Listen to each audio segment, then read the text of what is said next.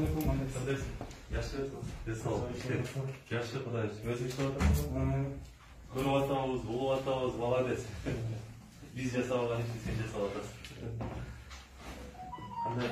Жакшымы? Денсаулык, айбан жасабай турган иштерди адамдар жасап аткандыгын көрүп, анан элдин реакциясын көрүп, анан ошол эле көчөдө калган 11 күндүк наристеси менен көчөдө калган, дагы башка көчөдө калып аткандардын эч бир жерге тамагы жок калып аткан жалгыз энелер деген жакырлардын баардыгынын немесин алып чыгып атасың. Бул коомдо жакшы резонанс пайда кылды да. Эң негизгиси биз ошол уктап жаткан кээ бир курсагы токторду ушул көйгөй бар. Булар ушу биздин коомубуздун ичинде, биздин арабызда, ушу биздин кошуна болуп жашап атат. Көңүл бурбай келебиз. Ошо жакшы көңүл бурулуп берди. Проблемаларды сен жакшы жеткирип бердиң. Мындай коом уктап аткан коомчулукту ойготуп, ушу ишке салып койду. Ушуга мен ушу министр катары ушулардын ушул маселелерге жооптуу адам катары мен сага ыраазычылыгымды билдирем.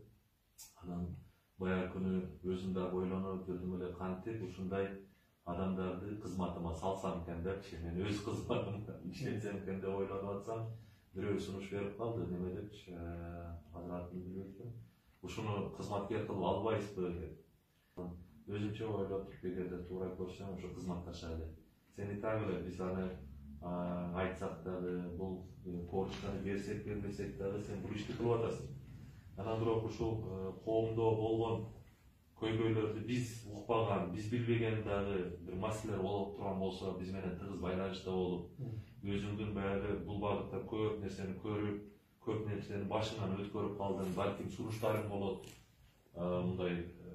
Мындай кылсак болот экен, мындай кылсак мунага кандай деп ойлойсуз деп кеп кеңешиңди берип турсаң. Сен так мен ойлойм, бул мынау жагдайга жараша эле сен бул ишти кылып ошол менен эртең токтотуп коет деп ойлогом. Сен бул менен оорудуң. Эми Кудай буйрса көпкө чейин бул ишке дагы кайрыгер болбой, колуңду сунуп, дагы көп иштерди кыласың деген үмүтүбүз бар. Анан мынау туура көрсөм, эгерде ушу өзүмдүн коомдук кеңешчи деп сени мынтип документ менен документтештирип коеюн деп атам. Эртең ушу чогуу иш алып барайлы.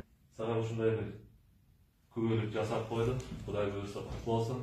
Мындан кийин эми сенден дагы көп жардам күтөбүз, кеп кеңешиңди күтөбүз. Балким ошол жерлерден болгон бизге жетпей аткан сөздөрдү, ойлорду, акылдарды жеткирип турасың деген ойдобуз.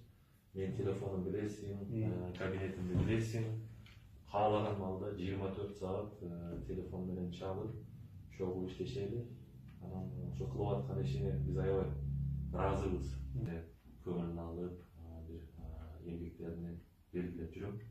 Сенин дагы кызматыңды Кудай буйрса мына аз да болсо бир ушундай ардак грамота менен белгилеп коюуну туура көрдүк өзүбүздүн командабыз менен. Ардак грамота Кыргыз Республикасынын Эмгек жана социалдык өнүктүрүү министрлиги Бурбаев Эрнест Абылович мамлекетибиздин социалдык өнүгүшүнө кошкон зор салымы, жардамга муктаж аз камсыз болгон үй бүлөлөргө ар тараптуу колдоо көрсөткөндүгү жана министрлик менен тыгыз кызматташтыгы үчүн сыйланган министр Кошкоров Бишкек 2020 жыл. Рахмат, куттуктайм. Ушул Кудай буйрса дагы дем болот сага, күч болот деп ишенебиз. Кылып аткан ишин дагы көбөйтөсүң, дагы күчөйтөсүң деген үмүтүбүз бар. Рахмат. Рахмат, сиздин да ишиңизге ийгилик. Биздин тартып аткан видеолорубуз максаттуу экенине дагы бир жолу ынандым. Анткени максат ушул сиздерге окшогон мамлекеттик чоң деңгээлде иштеп аткан агаларыбызга жетсе экен деген максат менен тартып атканбыз. Ар бир видеомду сиз айтып берип атасыз. Гаражда жашагандардан бери, кечээки 11 күндүк бала менен көчөгө чыгып калгандан бери, демек бардык видеолорду көрүп аткан экенсиз. Колдон келишинче бизге кызмат кылганга даярбыз. Сага рахмат. Кээ бирөөлөр мына айтып, эми пиар кылып атасың башка дегендер да болуп атты. Башынан мен дагы мындай карап, бирок мындай сразу чыга койбой такайын да карап турдум кандай болот экен депчи.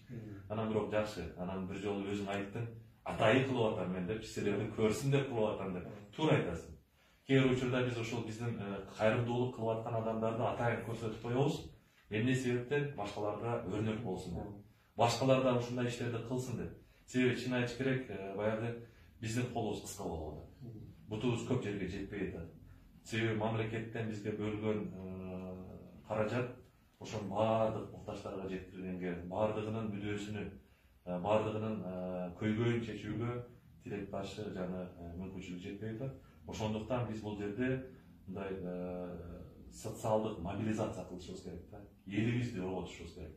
Элибиздин мындай кандай десем, бир жакшы нукка түшүп, бири-бирибизге баягы туугандык мамиле кылганды үйрөнүшүбүз керек да.